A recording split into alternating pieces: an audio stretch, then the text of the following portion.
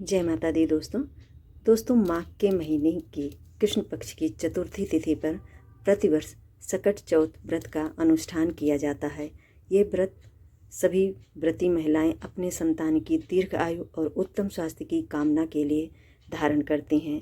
इस व्रत में सकट माता और भगवान श्री गणेश जी का पूजन किया जाता है। ऐसी मान्यता है इस व्रत के अनुष्ठान से हमारे बच्चों पर आई हुई सभी तरह के संकट को सकट माता और भगवान श्री गणेश जी दूर करते हैं। जैसे कि विघ्नहर्ता गणेश जी पूजे जाते हैं इसी रूप में संसार में, और ऐसी मान्यता है कि इनका पूजन करने से हमारी सभी तरह की विघ्न बाधाएं हमारे बच्चों के जीवन से दूर होती हैं। प्रतिवर्ष ये चौथ माघ के महीने में पड़ती है।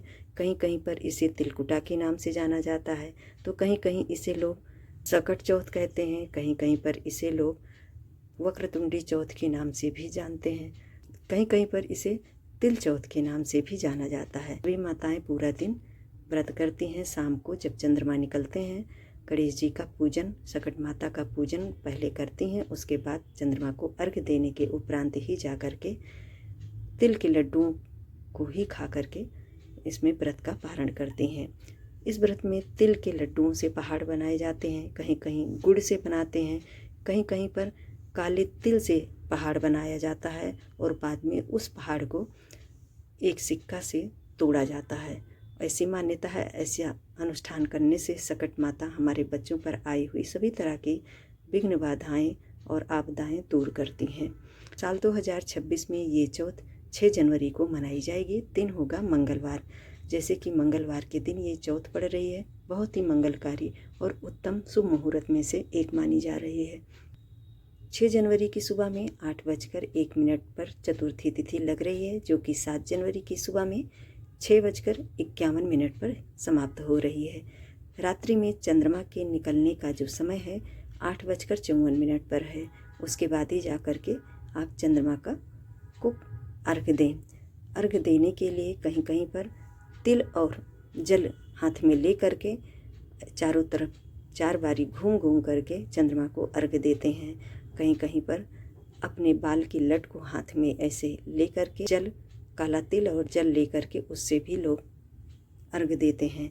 तो ये अपने अपने घर परिवार और मान्यताओं के बातों के अनुसार ये विधियां थोड़ी सी इधर उधर हो सकती हैं, तो जिसके यहाँ जैसा होता हो उस तरह से व्रत का अनुष्ठान करें। कहीं कहीं पहाड़ लड्डुओं से बनाए जाते हैं तिल के, तो कहीं कहीं ये तिल काले तिल से बनाए जाते हैं, कहीं कहीं गुड़ से बनाए जाते हैं। तो जिसके यहाँ जैसे बनाए जाते हैं उन सभी विधियों को ही अपनाएं, किसी की बताई हुई चीज़ों का पालन ना करें। हमारी सासू माँ, हमारी जो भी पूर्वज हमारे हमसे पहले करते आए हैं इन चीज़ों को, उन्हीं अनुष्ठान को हम सभी को अपने घर परिवार की उन्नति के लिए करना चाहिए। इस व्रत में नमक का सेवन नहीं किया जाता है। पूरा दिन निराजल रहेंगे। रात्रि में चंद्रमा को अर्घ्य देने के बाद ही जाकर के व्रत का पारण किया जाता है। ये व्रत बहुत ही श्रेष्ठ और उत्तम व्रतों में से एक माना जाता है। विघ्नहर्ता भगवान श्री गणेश बच्चों पर आई हुई सभी तरह के संकट और बाधाओं को दूर करते हैं। उनके करियर में कोई भी बाधा हो तो उसको भी दूर करते हैं और स्वास्थ्य की रक्षा करते हैं। इस व्रत में सकट माता चौथ की उसकी कथा जरूर पढ़ना और सुनना चाहिए। हमारे नेक्स्ट वीडियो में सकट चौथ व्रत की कथा हम जरूर डालेंगे, तो आप सभी हमारे चैनल पर आकर के हमारे वीडियो को ज़रूर देखिएगा। जय माता दी दोस्तों। वीडियो आपके लिए हेल्पफुल लगता हो तो लाइक शेयर करना मत भूलिएगा। चैनल पर नए हों तो सब्सक्राइब ज़रूर कर दीजिएगा। जय श्री कृष्णा। राधे राधे दोस्तों।